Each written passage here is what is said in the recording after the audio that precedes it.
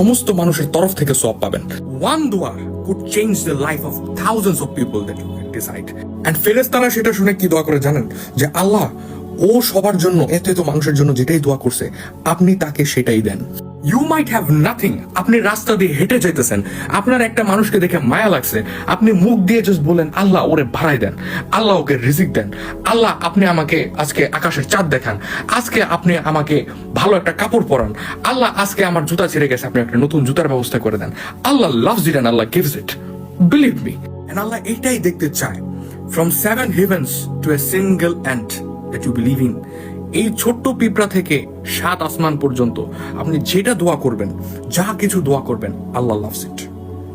And from that we ask from the tiniest little thing to the biggest thing that could ever exist.